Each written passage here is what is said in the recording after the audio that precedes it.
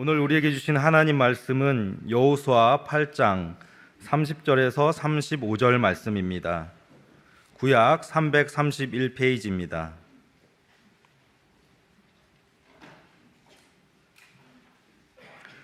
제가 봉독하겠습니다. 하나님의 말씀입니다. 그때 여호수아가 이스라엘의 하나님 여호와를 위하여 에발산에 한 제단을 쌓았으니 이는 여호와의 종 모세가 이스라엘 자손에게 명령한 것과 모세의 율법책에 기록된 대로 쇠 연장으로 다듬지 아니한 새 돌로 만든 제단이라. 무리가 여호와께 번제물과 화목제물을 그 위에 드렸으며 여호수아가 거기서 모세가 기록한 율법을 이스라엘 자손의 목전에서 그 돌에 기록하매 온 이스라엘과 그 장로들과 관리들과 재판장들과 본토인뿐 아니라 이방인까지 여호와의 언약궤를 맨 레위 사람 제사장들 앞에서 궤의 좌우에 서되 절반은 그리심 산 앞에 절반은 에발산 앞에 섰으니 이는 전에 여호와의 종 모세가 이스라엘 백성에게 축복하라고 명령한 대로 함이라. 그 후에 여호수아가 율법책에 기록된 모든 것대로 축복과 저주하는 율법의 모든 말씀을 낭독하였으니 모세가 명령한 것과 여호수아가 이스라엘 온 회중과 여자들과 아이와 그들 중에 동행하는 거류민들 앞에서 낭독하지 아니한 말이 하나도 없었더라. 아멘. 자, 우리 같이 인사 좀 나누실까요? 앞뒤 좌우에 계신 분들과 함께 인사 좀 하시죠. 반갑습니다. 잘 오셨습니다. 주님의 은혜와 평강이 함께 하시기 바랍니다. 네. 네. 오늘은 축복과 저주라는 제목으로 말씀을 전하겠는데요. 우리가 지난번에 보았듯이 제2차 아이성 전투에서 승리를 했죠. 그 후에 여호수아는 백성들을 이끌고 50km 정도 떨어진 그 세겜 골짜기로 갔습니다. 여러분 지금 지도를 좀 한번 보실 텐데요. 지금 보이시죠? 저기 예루살렘이라고 굵은 글씨로 보이고 거기 오른쪽 위에 아이라고 보이죠? 아이성. 그리고 그 옆에 베델이 보이고 그 위로 쭉 올라가면 그리심산 에발산이 있죠. 요 그리심산 에발산이 있는 그 골짜기가 바로 세겜 골짜기입니다. 이 세겜 골짜기는요 아주 참으로 아름다운 계곡입니다. 그리고 세겜은 성경에서 아주 자주 등장하는 의미 깊은 곳이기도 합니다. 아브라함이 처음 가나안 땅에 들어왔을 때 하나님께서 그 땅을 아브라함의 자손들에게 주겠다 약속을 하셨어요. 그때 아브라함이 그 약속을 믿는 믿음으로 하나님께 제단을 쌓았던 곳이 바로 이곳 세겜이었습니다. 또한 이곳은 야곱의 우물이 발견된 곳이었는데요. 우리가 요한복음 4장에 보면 예수님께서 사마리아 지방을 여행하시다가 우물가에서 사마리아 여인과 대화를 하시고 그녀의 영혼을 구원하시는 장면이 나오지 않습니까? 바로 그곳이 이곳입니다.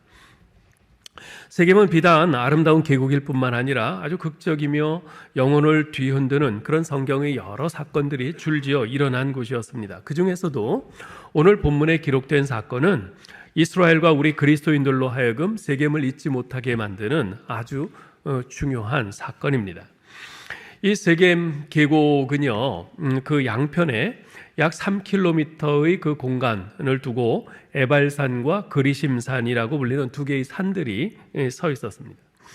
이 그리심산은요, 해발이 855m 정도 되는 높은 산인데요. 울창한 숲으로 이루어진 아름다운 산이었어요. 반면에 건너편에 있는 에발산은 그보다 더 높은 940m 정도 되는 높은 산인데요. 나무는 거의 없고요. 큰 바위와 돌로만 이루어진 황무한 산이었습니다. 자, 그런데 제2차 아이성 전투에서 승리한 후 여호수아는 이 승리의 날에 에발산에 제단을 쌓았습니다. 30절 31절을 같이 읽어볼까요? 그때 여호수아가 이스라엘의 하나님 여호와를 위하여 에발산에 한 제단을 쌓았으니 이는 여호와의 종 모세가 이스라엘 자손에게 명령한 것과 모세의 율법책에 기록된 대로 쇠 연장으로 다듬지 아니한 새 돌로 만든 제단이라. 무리가 여호와께 번제물과 화목제물을 그 위에 드렸으며.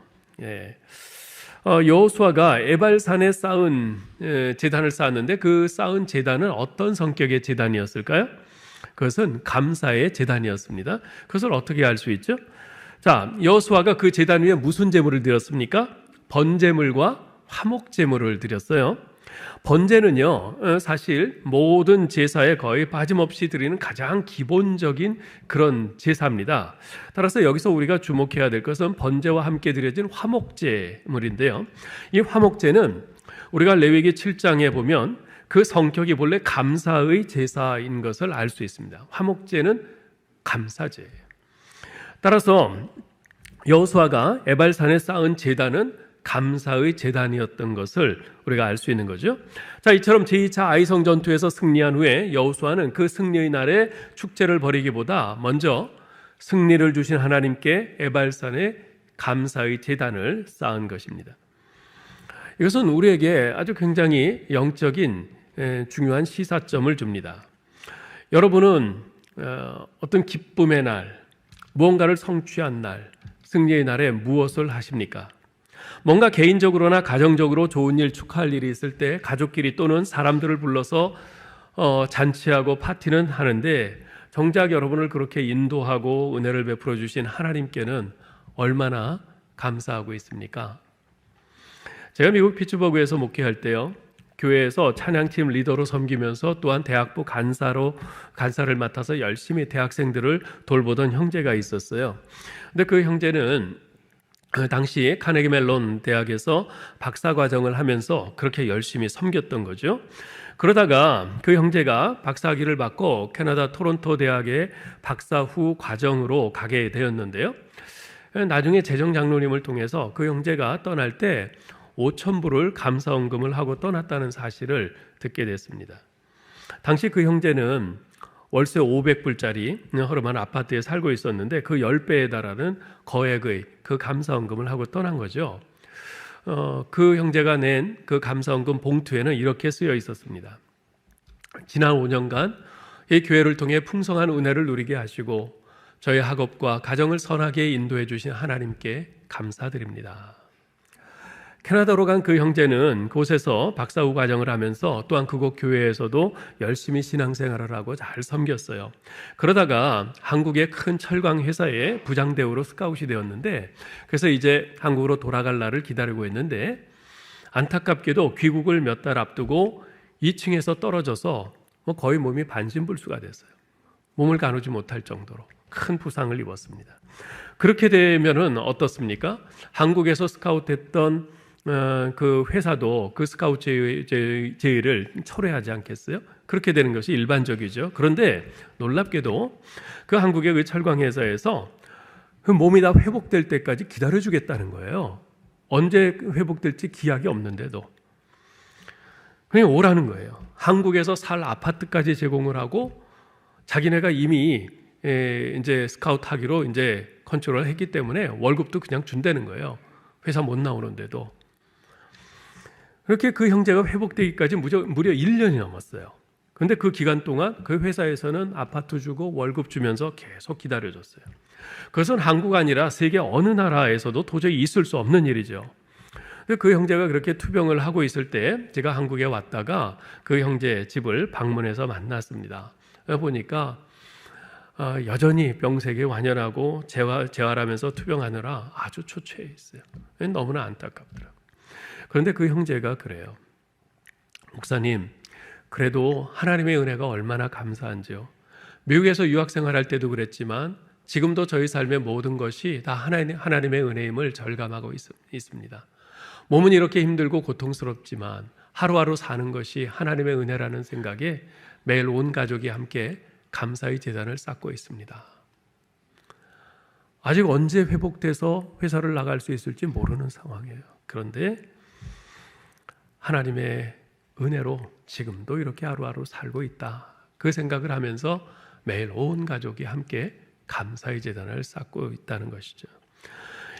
그렇게 1년이 훨씬 지난 후에 몸이 다 회복이 됐는데, 그래서 그 형제는 그 자기를 기다려주고 생계를 책임져준 그 회사에 열심히 일하면서 그 마음의 빚을 다 갚았습니다.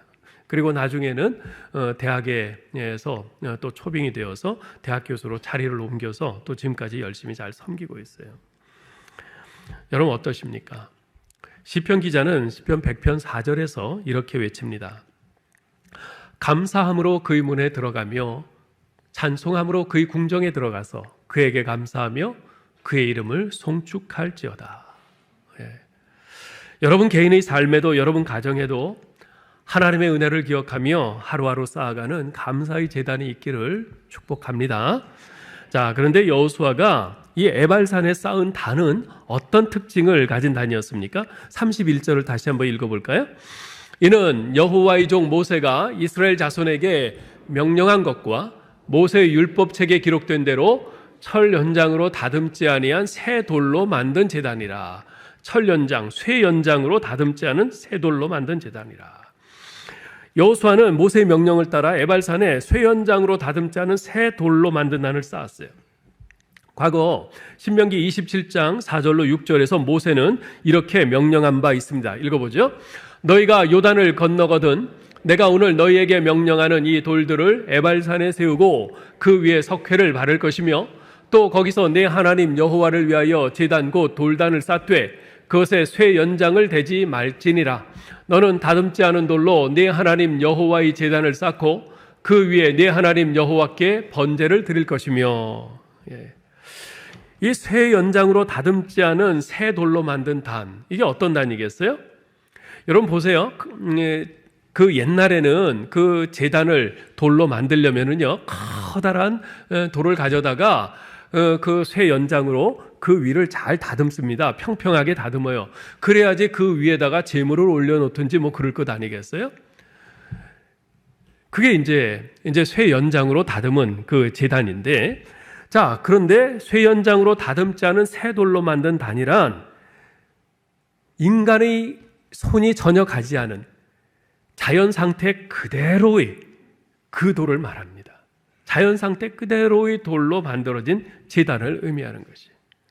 자, 왜 하나님께서는 이렇게 자연 상태, 인간의 손이 가지 않은 이런 자연 상태 그대로의 다듬지 않은 돌로 이루어진 제단을 만들라고 하신 것일까? 프란스 셰퍼 박사의 해석에 따르면 이것은 모든 인본주의적 요소를 완전히 부정한 것이라, 이렇게 해석을 합니다. 모든 인본주의적 요소를 완전히 부정한 것이라. 여러분 사실 구원이 그렇지 않습니까? 구원에 있어서 우리 인간이 하나님의 은혜에 무언가 덧붙일 것이 있다. 이게 인본주의적인 생각이죠. 이런 사상을 전적으로 배제하는 겁니다. 왜냐하면 구원은 자기 의에 의해서가 아니라 오직 하나님의 은혜로 말미암는 하나님의 역사이기 때문에 그렇습니다. 그래서 종교개혁자들은 바로 이 진리를 오직 믿음으로만, 오직 은혜로만 이라는 말로 표현했죠. 여기서 오직 믿음으로라는 것은 우리 인간의 공로와 연결된 믿음이 아니라 내가 믿었어 하는 그게 아니라 오직 하나님의 역사하심만을 믿는 믿음을 의미합니다. 또한 오직 은혜로라는 것은 우리의 구원이 전적으로 값없이 주어지는 하나님의 선물이라는 거죠. 존 버년의 철로 역정을 읽어보신 분들도 꽤 있으실 텐데요. 이 철로 역정은요, 성경을 제외하고서는 가장 훌륭한 기독교 고전으로 인정받는 책입니다. 자, 그런데 이 철로 역정에 나오는 주인공의 이름이 뭐죠? 크리스찬이에요. 주인공 이름이 크리스찬이에요. 자, 그런데요, 그 주인공이 크리스찬이라는 이름을 갖기 전에 원래 이름이 있었어요. 그 원래 이름이 뭔지 아세요? 원래 이름은요, 영어로 하면 gracelessness예요. grace가 은혜잖아요. lessness, 이게 없다는 것이에요. 은혜 없음. 이 사람의 원래 이름은 은혜 없음이었어요. 하나님의 은혜 없이 죄 가운데 살던 그가 어느 날 하나님의 은혜로, 예수 그리스도의 십자가의 은혜로 구원받은 후에 크리스천이라는 이름을 갖게 된 거죠. 이름이 달라진 거예요. 이 크리스천이라는 이름은요, 그렇다면 어떤 의미일까요? 은혜 있음이라는 뜻이에요. 크리스천이라는 말에는 크라이스트, 그리스도라는 말이 들어가잖아요. 그리스도의 은혜로 말미암아 내가 살게 되었다, 이런 뜻이에요. 그리스도의 은혜로 말미암아 새롭게 된 존재라는 뜻이죠. 그래서 이 크리스천이라는 이름은 은혜 있음이라는 뜻이에요. 은혜 없음에서 은혜 있음으로 바뀐 거죠. 우리도 역시 마찬가지였습니다. 우리의 원래 이름은 뭐였어요? 은혜 없음이었습니다. 은혜 없는 인생은요, 결국 하나님의 진노하심과 심판에 직면할 수밖에 없습니다. 그러나 하나님의 은혜로 예수 믿고 하나님의 진노하심으로부터 구원받았습니다. 그리고 우리의 이름이 달라졌어요. 은혜 있음으로, 크리스찬으로. 예수 그리스도의 십자가를 모르면 은혜 없이 사는 사람이요, 예수 그리스도의 십자가의 공로를 붙들면 은혜로 사는 사람인 줄 믿습니다. 여러분은 어떠세요? 여러분은 자신의 구원이 오직 하나님의 은혜로만 이루어진 것이라고 확신하고 계십니까? 이거 곤란한데요? 예? 평소에는 대답 안 하셔도 이런 때는 하셔야 돼요. 예? 안 그러면 제가 심히 고민하게 됩니다. 여러분은 자신의 구원이 오직 하나님의 은혜로만, 나의 공로가 아닌 하나님의 은혜로만 이루어진 것이라고 분명히 믿고 확신하십니까? 네, 그래요. 그렇습니다. 자, 그런데 여기서 우리가 눈여겨보아야 할 것이 하나 있어요. 제단이 어느 산에 세워졌다고요? 에발산에 세워졌어요. 저주가 선포된 에발산에 제단이 세워진 것입니다. 자, 이 사실이 의미하는 바가 뭘까요? 여러분, 제단은 누구를 위한 거죠? 제단은 죄인을 위한 겁니다. 죄인을 위한 거예요. 그것은 자기 죄를 깨닫고 의인으로서가 아니라 죄인으로서 하나님 앞에 나오는 자들을 위한 것입니다. 자기 죄로 말미암아 하나님의 진노와 저주를 받을 수밖에 없는 자들을 하나님의 은혜와 긍휼로 덮어 용서하시기 위해서 그 제단이 필요한 것이에요. 거기에 제물을 드리잖아요. 제물을 죽여서 드린단 말이죠. 우리가 죄인이기 때문에 내 자신이 그 제단 위에 죽어서 올려져야 되는 것이에요. 그래서 이 제단은 죄인들을 위해서 필요한 것입니다. 자, 그런데 흥미로운 사실은요, 그때로부터 1000년이 지난 후에 사마리아인들은 에발산이 아닌 그리심산에 그들이 제단을 세웠다는 겁니다. 우리가 요한복음 4장 20절에 보면 사마리아 여인이 예수님께 그러죠. 우리 조상들은 이 산에서 예배하였는데 당신들의 말은 예배할 곳이 예루살렘에 있다 하더이다. 여기서 이 여인이 말한 이 산은, 즉 사마리아인들이 제단을 쌓고 예배하는 산은 그리심산을 의미합니다.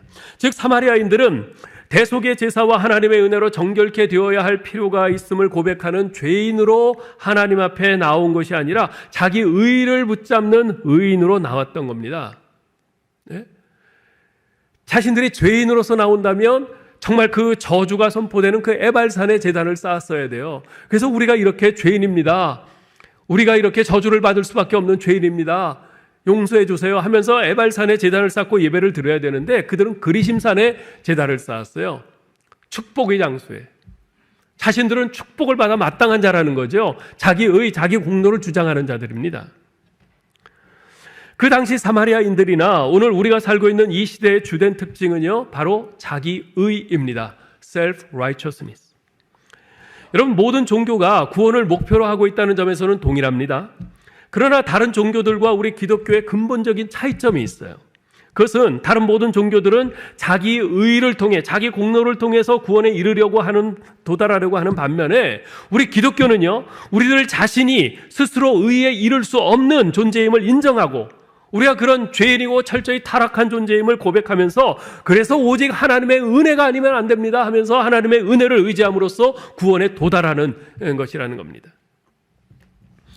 창세기 494장의 작시자인 톱 레이디 목사는 그 3절에서 이렇게 노래합니다.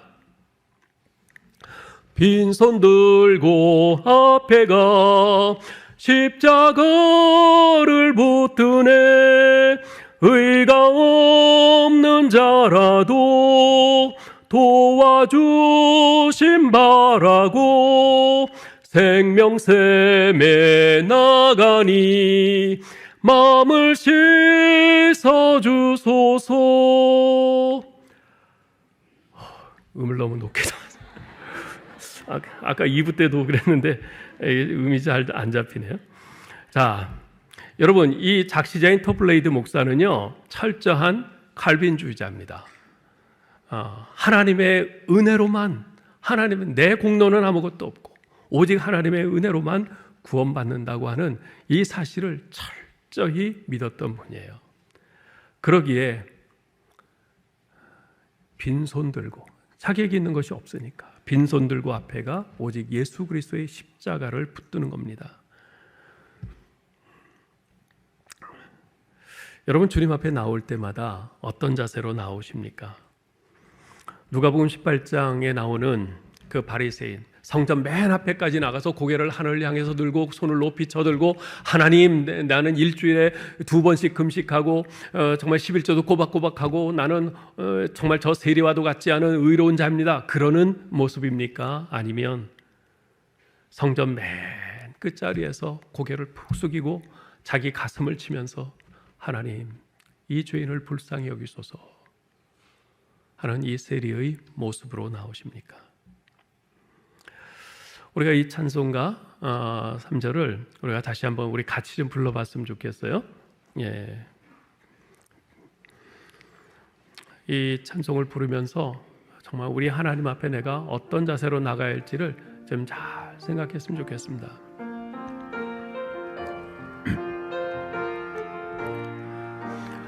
빈손 들고 앞에 가 십자가를 붙드네.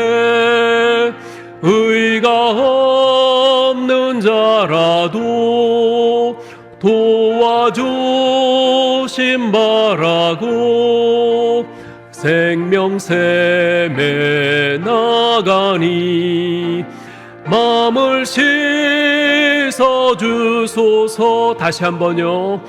빈손 들고 앞에 가 십자가를 붙드네. 의가 없는 자라도 도와주심 바라고 생명샘에 나가니 마음을 씻어주소서. 아무쪼록 우리 주님 앞에 나올 때마다 의와 아무 공로 없는 내 자신을 이렇게 받아주시고 용서해 주시고 하나님의 의 자녀 삼아주신 우리 주님의 은혜를 생각하면서 감사함으로 나오는 우리 모두 될 수 있기를 바랍니다. 자, 그런데요, 우리가 한편 여기서 특별히 32절을 주목할 필요가 있습니다. 32절을 우리 같이 한번 읽어보죠. 32절. 여호수아가 거기서 모세가 기록한 율법을 이스라엘 자손의 목전에서 그 돌에 기록하매. 자, 여기 이 돌은 그 제단을 의미합니다. 그 제단에 무엇을 기록했습니까? 율법을 기록했어요. 제단에 율법을 기록했어요. 자, 이것이 의미하는 바가 뭘까요? 자, 여러분, 제단은 하나님께 드리는 예배를 상징합니다. 구원받은 하나님의 백성은 하나님을 예배합니다. 우리가 드리는 예배는요, 하나님에 대한 우리의 감사와 사랑의 표시이고요, 하나님의 하나님 되심을 인정하는 행위입니다. 그래서 우리 그리스도인들은요, 예배를 생명처럼 소중히 여겨야 하고 열심히 예배 드려야 합니다. 예배를 소홀히 하거나 가볍게 생각해서는 안 됩니다. 자, 그런데 오늘날 이 예배 따로 삶 따로인 그리스도인들이 너무나 많습니다. 예배는 열심히 잘 드리는데 실생활에서는 전혀 하나님의 백성답지 않게 사는 겁니다. 예수 믿지 않는 사람들이 봤을 때 저 사람 교회 다니는 사람이야? 전혀 모르겠는데. 예수 믿는 사람이야? 전혀 모르겠는데. 이렇게 세상 속에서 정말 흔적 없이 예수 믿는 사람으로서의 전혀 아무런 티나지 않게 그렇게 사는 사람들이 너무나 많아요. 자, 여러분 보세요. 지금 여기 율법이 제단 위에 새겨졌다 하는 것은 무엇을 의미하는가? 그것은 하나님께 예배드리는 것으로 다가 아니라는 말입니다. 예배드리는 것이 다가 아니라 그 위에 율법의 말씀을 따라 우리의 삶이 따라가야 한다는 뜻이에요. 우리의 삶이 그 예배에 합치되어야 한다는 것입니다. 여러분 보세요. 우리는 하나님의 은혜로 예수 그리스도의 십자가의 대속으로 구원받고 하나님의 자녀가 되었어요. 영생을 소유한 자가 되었습니다. 우리는 율법의 정죄에서는 벗어났습니다. 그렇지만 우리가 비록 율법의 정죄에서는 벗어났지만 율법의 요구에서는 벗어나지 못했습니다. 벗어날 수 없습니다. 바꿔 말하면 하나님께서는 구원받은 우리들에게 율법이 요구하는 바 거룩한 삶을 요구하신다는 말입니다. 여러분, 율법은요, 하나님 백성으로서 이렇게 살아야 된다라는 법이에요. 하나님 나라 백성이 살아야 할 법이에요. 따라서 하나님께서는 그 율법을 통해서 우리에게 거룩한 삶, 구별될 삶을 살라, 이렇게 우리에게 요구하시는 것입니다. 이 거룩이란 우리 그리스도인들에게 있어서는 선택적인 것이 아닙니다. 하나님의 요구입니다. 히브리서 12장 14절에서는 말씀하죠. 거룩이 없이는 아무도 주를 보지 못하리라. 거룩이 없이는 아무도 주를 보지 못하리라. 이젠 예수 믿었으니까 더 이상 율법 지킬 필요가 없다라고 하는 사람들이 있어요. 소위 말하는 율법 폐기론자들인데 그들은 틀렸어요. 우리가 율법으로 구원받는 것은 아니지만 오직 예수 그리스도의 십자가의 은혜로 그 공로로 구원받는 것이지만 구원받은 우리는 하나님의 말씀을 따라서 살아야 될 것이 요구되고 있는 것입니다. 단지 예배만이 아니라 그 예배에 우리의 삶이 합치되어야 한다는 것이. 그래서 그 예배드리는 제단 위에다가 율법을, 삶을 사는 율법을 새겨 놓은 것이죠.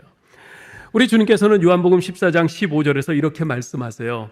너희가 나를 사랑하면 나의 계명을 지키리라. 그렇습니다. 우리 그리스도인은 우리의 삶 속에서 율법을 지키며 살아가도록 요구받고 있습니다. 그러나 우리는 율법을 하나의 의무로서 지키는 것이 아닙니다. 우리 그리스도인은 하나님의 사랑이 성령에 의해서 우리 마음속에 넓게 퍼져서 하나님의 뜻을 따라 살고 싶은 그 마음에서, 그 기쁜 마음으로 율법을 대하는 것입니다. 우리 그리스도인은 하늘로부터 거듭났기 때문에 하나님이 미워하시는 것은 나도 미워하고 하나님이 사랑하시는 것을 나도 사랑하며 사는 것입니다. 그리스도인은 그 속에서 예수님의 사랑이 불타기 때문에, 그 예수님의 사랑 때문에 감동과 복종의 삶을 살려 하는 것이죠. 자, 한편 백성들은요, 신명기에서 모세가 명한 바에 따라 반씩 나누어서 반은 에발산에, 반은 그리심산으로 올라갔습니다. 33절, 34절을 읽겠습니다. 온 이스라엘과 그 장로들과 관리들과 백성 재판장들과 본토민뿐 아니라 이방인까지 여호와의 언약궤를 맨 레위 사람 제사장들 앞에서 궤의 좌우에 서되 절반은 그리심산 앞에 절반은 에발산 앞에 섰으니 이는 전에 여호와의 종 모세가 이스라엘 백성에게 축복하라고 명령한 대로 함이라. 그 후에 여호수아가 율법책에 기록된 모든 것대로 축복과 저주하는 율법의 모든 말씀을 낭독하였으니. 아멘. 과거 모세는요, 신명기 27장 12절 13절에서 이렇게 명령한 바 있습니다. 너희가 요단을 건넌 후에 시몬과 레위와 유다와 이사갈과 요셉과 베냐민 지파는 백성을 축복하기 위하여 그리심산에 서고 루벤과 갓과 아셀과 스불론과 단과 납달리 지파는 저주하기 위하여 에발산에 서라. 그래서 모세가 명한 바에 따라서 지금 유다 지파 등 6지파는 그리심산 앞에 섰고요, 다른 6지파는 에발산 앞에 섰습니다. 그리고 그 두 산 사이에는 하나님의 임재를 상징하는 언약궤와 지도자인 여호수아 그리고 제사장들을 비롯한 레위 지파가 함께 섰지요. 그리고 그리심산에서는 축복의 말씀이, 에발산에서는 저주의 말씀이 선포되었습니다. 앞서 말씀드렸듯이 이 세겜의 계곡 양편에는 이 3km의 공간을 두고 에발산과 그리심산이 이렇게 서 있었는데요. 그곳은요, 석회암층의 그런 지층이라고 그래요. 그래서 마치 이렇게 층층이 되어 있는 긴 의자가 층층이 이렇게 있는 것처럼 지형이 그렇게 되어 있어요. 그래서 이스라엘 백성들, 그 200만이 넘는 백성들이 반씩 100만 명 넘게 양쪽에 쭉 이렇게 앉아 있었던 거죠. 그럴 만큼 아주 공간이 넓은, 아주 충분한 그런 원형의 분지였습니다. 자, 그런데 그 장소의 정말 중요한 특징은 뭐냐면 아주 훌륭한 그 음향입니다. 훌륭한 음향. 네. 이 한쪽 산에 있는 사람이 무려 3km가 떨어진 이 반대편을 향해서 말을 해도 들려요. 이쪽에서. 그 공명이 얼마나 좋은지 잘 들리는 거예요. 똑똑히 들을 수 있었다고 그래요. 바로 이곳에서 온 이스라엘은 두 편으로 나뉘어서 각각 그리심산과 에발산에 섰고 여호수아는 그들에게 하나님의 율법에서 축복의 말씀과 저주의 말씀을 낭독해 준 거죠. 자, 여러분 한번 머리에 상상으로 한번 그려보시기 바래요. 먼저 여호수아가 저주의 말씀을 낭독을 합니다. 그러자 에발산 쪽에 있던 지파들이 말씀이 하나씩 낭독될 때마다 아멘 아멘 그러면서 외쳐요. 이번에는 여호수아가 축복의 말씀을 낭독합니다. 그러자 그리심산 쪽에 서 있는 지파들이 또 아멘 하면서 아멘 하면서 큰 소리로 외쳐요. 여러분 그림이 그려지세요? 잘 안 그려지세요? 그럼 뭐 해보는 거죠. 뭐. 자, 우리 한번 실제로 해봅시다. 저를 중심으로 이쪽은 에발산 지파. 예, 위층도 마찬가지입니다. 요 가운데로 해서 여기는 에발산 지파예요. 이쪽은 무슨 지파요? 그리심산 지파. 예, 좋습니다. 자, 먼저 제가 저주의 말씀을 몇 개를 낭독을 할 텐데 그때마다 에발산 지파가 아멘으로 크게 외치시기 바랍니다. 제가 지금 낭독하는 이 저주의 말은 그냥 제가 만들어낸 게 아니라 신명기 27장에서 모세를 통해서 실제로 주신 말씀들이에요. 자, 준비되셨습니까? 고마워요. 자, 시작합니다. 사람의 손으로 만든 우상은 여호와께 가증하니 누구든지 그것을 만들어 은밀히 세우는 자는 저주를 받을 것이라. 그의 부모를 경홀히 여기는 자는 저주를 받을 것이라. 객이나 고아나 과부의 송사를 억울하게 하는 자는 저주를 받을 것이라. 그의 이웃의 경계표를 옮기는 자는 저주를 받을 것이라. 맹인에게 길을 잃게 하는 자는 저주를 받을 것이라. 음욕에 사로잡혀 음행하는 자는 저주를 받을 것이라. 무죄한 자를 죽이려고 뇌물을 받는 자는 저주를 받을 것이라. 네, 잘하셨어요. 자, 이번에는 제가 축복의 말씀을 몇 개 낭독할 텐데 이것은 신명기 28장에 나오는 말씀들입니다. 그때마다 우리 그리심산 지파들을 아멘으로 또 크게 외쳐주시기 바랍니다. 여호와 하나님의 음성을 듣고 순종하는 자는 들어와도 복을 받고 나가도 복을 받을 것이라. 역시 복 얘기가 나오니까 커요. 자, 여호와의 말씀을 청종하는 자는 여호와께서 적들이 한 길로 너를 치러 들어왔으나 네 앞에서 7길로 도망하게 하실 것이라. 여호와께 순종하는 자는 여호와께서 네 창고와 네 손으로 하는 모든 일에 복을 내리실 것이라. 여호와의 말씀을 사랑하여 준행하는 자는 여호와께서 같은데 내 창고와 내 손으로 하는 모든 일에 복을 내리실 것이라. 여호와의 명령을 지켜 그 길로 행하는 자는 여호와께서 네게 맹세하신 대로 너를 세워 자기의 거룩한 백성이 되게 하실 것이라. 어제 조금 실감이 나세요? 별로 안 나나요? 여러분 지금 우리는 뭐 몇백 명 모인 가운데서 이렇게 해서 그런데 한번 생각해 보세요. 양쪽에 100만 명 이상씩이 늘어섰어요. 그래서 한마디 외칠 때마다 낭독할 때마다 이쪽에서 100만 명 넘는 사람들이 아멘 해요. 근데 그 소리가 흩어지지 않고 이 공명이 되니까 얼마나 어마어마하게 들렸겠어요. 이쪽 사람들한테. 또 이쪽 사람들이 또 아멘 하니까 또 이쪽에서 또 그것을 듣죠. 여러분 한번 생각해 보세요. 그 200만 명이 내뱉는 그 외치는 그 어마어마한 소리, 그 소리를 들을 때 그 앞에서 압도되지 않을 사람이 어디 있겠어요? 우리 하나님의 이 축복과 저주의 말씀 앞에서 그 모든 사람들이 압도되는 겁니다. 압도되는 거예요. 벌벌벌 떠오르는 겁니다. 그러면서 백성들은 자신들 앞에 이제 축복과 저주의 선택권이 주어져 있음을 실감하게 되는 거죠. 우리 앞에 하나님의 저주를 받는 그런 길도 있고 하나님께 축복을 받는 길도 있구나. 그것을 알게 되는 겁니다. 여러분 살다 보면요, 우리에게 온갖 목소리가 다 들려옵니다. 여러분 일터에서, 동네에서, 학교에서, 또 인터넷에서도 여러 소리를 들어요. 온갖 소리를 듣습니다. 여러분이 사람들을 만나고 가족들, 이웃들과 어울리는 곳에서 이런저런 소리를 듣습니다. 그렇듯 다양한 목소리들이지만요, 결국은 둘 중에 하나예요. 하나님의 목소리인가? 아니면 사탄의 목소리인가? 둘 중에 하나입니다. 근데요, 우리가 듣는 그 목소리는 선택으로 이어집니다. 하나님의 목소리를 따를 것인가? 아니면 사탄의 목소리를 따를 것인가? 즉 순종이냐 불순종이냐, 우리는 반드시 둘 중 하나를 선택해야 합니다. 그리고 선택은 결과를 낳습니다. 신명기 11장 26절로 28절에서는 이렇게 말씀합니다. 읽어보죠. 내가 오늘 복과 저주를 너희 앞에 두나니 너희가 만일 내가 오늘 너희에게 명하는 너희의 하나님 여호와의 명령을 들으면 복이 될 것이요, 너희가 만일 내가 오늘 너희에게 명령하는 도에서 돌이켜 너희의 하나님 여호와의 명령을 듣지 아니하고 본래 알지 못하던 다른 신들을 따르면 저주를 받으리라. 아멘. 그 결과는 뭐라고요? 축복 아니면 저주입니다. 우리가 무엇을 선택하는가, 순종을 선택하는가 불순종을 선택하는가, 그 결과는 축복 아니면 저주예요. 이 축복과 저주, 그것은 하나님께서 모든 인생들 앞에 두신 두 길입니다. 여러분, 우리 인생의 길에는요 중립이 없습니다. 생명이 아니면 죽음이 있을 뿐입니다. 그리심산과 에발산에서의 이 장면은요, 마지막 날 우리 예수님 재림 때에 그 앞에 서게 될 그 우리의 모습을 예언적으로 보여줍니다. 주님은 그때 온 민족들을 다 모으시고 목자가 양과 염소를 가르듯이 이 편과 저 편으로 구분하실 것입니다.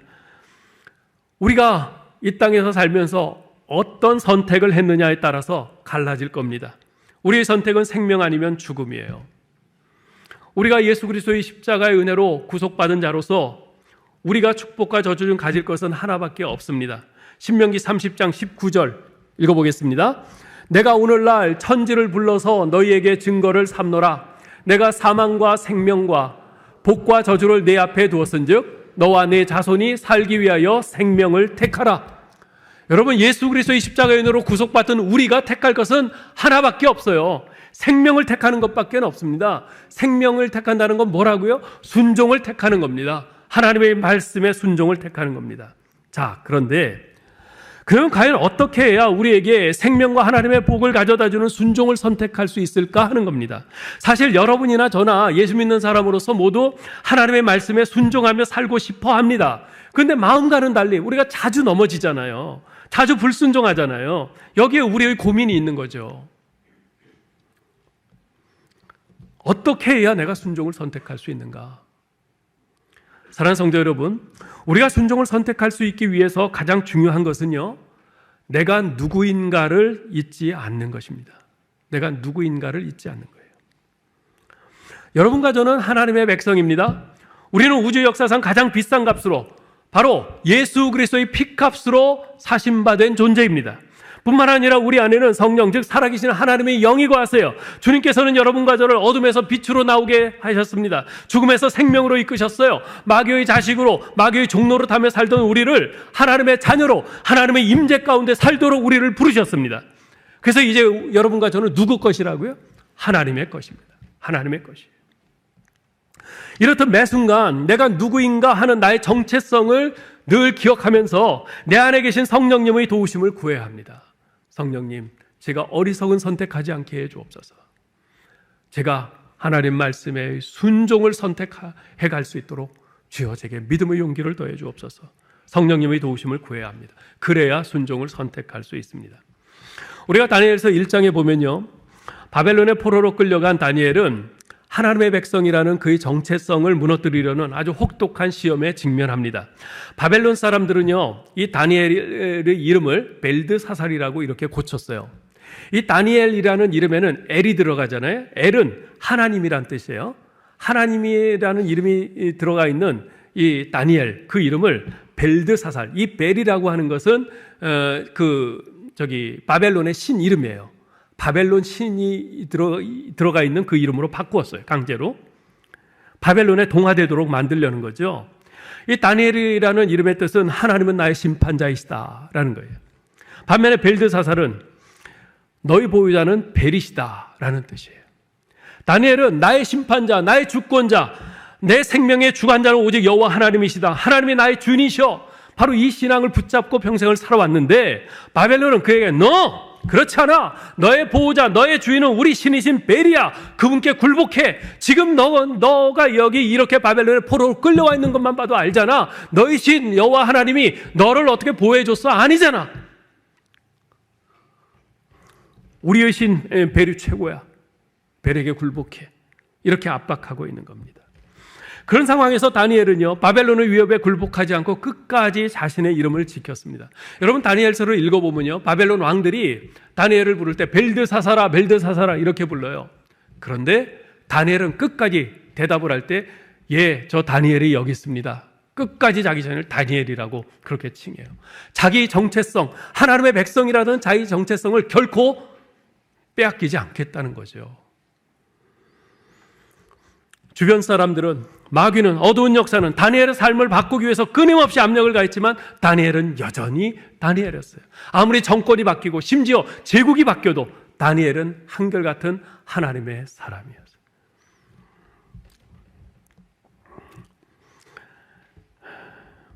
우리가 그리스도 안에서 새로운 피조물이 된 순간 우리에게 주어진 이름은 바로 그리스도인입니다. 크리스찬입니다. 새로운 언약의 시대, 곧 신약 시대 속에 살고 있는 저와 여러분에게 주어진 아주 고귀한 이름이에요. 가장 고귀한 이 그리스도인이라는 이름. 여러분은 혹시 이 고귀한 이름을 종종 감추거나 부끄러워하거나 포기하며 살지 않습니까? 지금 상황이 안 좋아서, 사회적 분위기가 너무 험해서 어쩔 수 없어 그러면서 말입니다. 우리의 정체성을 지켜야 합니다. 예수 그리스도의 십자가의 은혜로 구속받은 하나님의 자녀된 크리스찬으로서의 나의 정체성, 이걸 놓치면 우리는, 이걸 부끄러워하면 우리는 우리 하나님의 말씀에 순종을 선택하며 살기란 불가능합니다. 이제 말씀을 맺겠습니다. 제2차 세계대전 당시 히틀러의 나치 독일은 아우슈비츠 또 다카우 등의 유대인 포로 수용소에서 유대인들 600만 명을 학살하는 만행을 저질렀습니다. 유대인이라는 이유만으로, 병들었다는 이유로, 몸이 약해서 노동력이 안 된다는 이유로 그들은 가스실에서 무참히 학살당했습니다. 인간에게 있어서 그보다 더 극한 상황이 어디 있겠습니까? 그런데 그런 극한 상황에서도 살아남은 사람들이 있어요. 현대 정신분석학의 큰 흐름을 차지하는 의미요법의 창시자인 빅터 프랭클 박사도 거기서 살아남은 한 사람이었는데요. 그는 자신들이 살아남을 수 있던 이유를 이렇게 말합니다. 인간에게는 어떤 극한적 상황 속에서도 모든 자유가 완전히 말살된 흑암 속에서도 빼앗길 수 없는 한 가지 자유가 있습니다. 그것은 다르게 될 수 있는 자유입니다. 그래서 나는 매일매일 유리조각으로 면도를 했고 매일매일 청소를 했고 매일매일 운동을 했습니다. 그리고 매일매일 다르게 될 수 있는 자유와 의미를 추구하며 살았습니다. 당시 이 아우슈비츠 같은 포로 수용소에서는요, 그 매일매일 이제 하루에 뭐 몇백 명씩 몇천 명씩 가스실로 보내야 되기 때문에 매일 아침에 이제 조회를 합니다. 전부 운동장에 몰아놓고선 거기서 그날 가스실로 보낼 사람들을 뽑아요. 뽑는데 어떤 사람을 뽑냐면 눈에 초점이 없는 사람, 몸이 허약한 사람, 병든 사람, 이런 사람들을 먼저 뽑아서 가스실로 보내요. 왜냐하면 그들은 노동력이 안 되거든요. 그래서 그런 사람을 먼저 보내는 거예요. 근데 이 빅터 프랭클 박사는 자기가 나중에 고백을 하는데 자기는 매일 아침마다 땅에서 주운 유리 조각을 가지고 면도를 했다 그래요. 여러분, 유리 조각으로 면도하면 어떻게 되겠어요? 비죠. 피가 막 나요. 뱀니다. 예. 근데 매일 그렇게 면도를 했어요. 그리고 매일 하루 이렇게 한 컵씩 물을 주는데 그 물을 가지고 꼭 양치를 하고 세수를 했어요. 그래서 얼굴이 이렇게 추레해지지 않게 그렇게 했어요. 그리고서 나가서 조회를 딱 서는데, 조회를 섰을 때 다른 사람들은 전부 그 독일군 그 장교 눈을 마주치기 겁내하고선 눈을 내리까는데 이 사람은 눈을 똑바로 하고서 앞을 응시했어요. 눈을 번뜩이면서. 그러니까 그 모습을 보면서 야, 얘는 지금 죽이면 안 되겠다. 그래가지고 그렇게 하루하루 매일 살았어요. 매일. 그래서 결국은 풀려난 겁니다. 모두 똑같은 상황이에요. 모두 똑같이 절망할 수밖에 없는 상황이에요. 그런데 그 상황 속에서도 아직 나에게는 그 누구도 빼앗을 수 없는 다르게 될 수 있는 자유가 있다. 다르게 될 수 있는 자유가 있다. 나는 그냥 허망하게 포기하고 죽지 않겠다. 유리 조각으로 면도를 하고 세수를 하고 눈을 부릅뜨고 의지를 붙잡은 거죠. 자유를 빼앗긴 바벨론 궁전에서 이 다니엘과 친구들은 다르게 될 수 있다는 그 뜻을 세우며 살았어요. 아우슈비츠라는 극한 상황 속에서 빅터 프랭클은 다르게 될 수 있는 그 자유를 추구했습니다. 그리고 마침내 그들은 그 자유를 소유했죠. 하나님께서는 오늘 우리에게도 똑같이 말씀하십니다. 내가 너희들 속에도 다르게 될 수 있는 자유를 주었노라.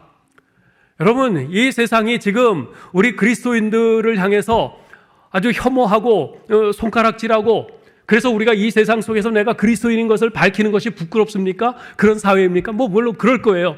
어떤 분들은 직장에서 더 그런 것을 아주 심각하게, 그런 심각한 상황에 처해 있는 분들도 있을 겁니다. 그러나 여러분, 그들이 우리를 향해서 아무리 그렇게 한다 해도 우리는 그 가운데서 다르게 그 자리에서 버티고 설 수 있는 자유가 있어요. 그건 하나님이 주시는 겁니다. 내게 예수 그리스도의 그 핏값으로 그리스도인이라는 그런 새 삶, 새 생명을 허락하신 주님께서 나에게 그 생명을 붙잡고 그 나를 향해서 압박해오는 이 세상 속에서도 무너지지 않고 그와 같이 다르게 버티며 살 수 있는 그 자유를 주신 것입니다. 초대교회 성도들은 세상이라는 바벨론에 동화되지 않고 세상 속의 이방인들로 살았어요. 세상과는 다르게 살기로 선택한 것입니다. 그러나 오늘날 우리는 바벨론의 시민이 되어가고 있어요. 바벨론의 규범을 받아들이고 바벨론과 연합하고 바벨론의 프로그램을 우리 프로그램으로 삼고 있으면서 그렇게 살아요. 주일에 한번 교회에 모여서 예배드리는 것으로 만족해하면서, 그렇게 하면서 우리가 이 세상이라는 바벨론을 변화시킨다는 것은 어불성설입니다. 하나님을 대적하며 죄악으로 가득 찬 이 세상이라는 바벨론에 있는 우리들은 어떻게 행동하며 살아야 됩니까? 하나님께서는 가나안 땅에 들어간 이스라엘 백성들에게 축복과 저주의 말씀을 선포하시면서 순종을 선택하라 말씀하십니다. 하나님의 말씀은 오늘도 우리에게 동일합니다. 매 순간 하나님의 자녀라는 이 정체성을 분명히 붙들고 기억하면서 순종을 선택하며 살라고 하십니다. 이 세상과 다르게 살 수 있는 자유를 선택하며 살라고 하십니다. 아무쪼록 그렇게 해서 우리 주 예수께서 주신 그 생명과 그 복을 풍성히 누리는 저와 여러분 될 수 있기를 주님의 이름으로 축원합니다.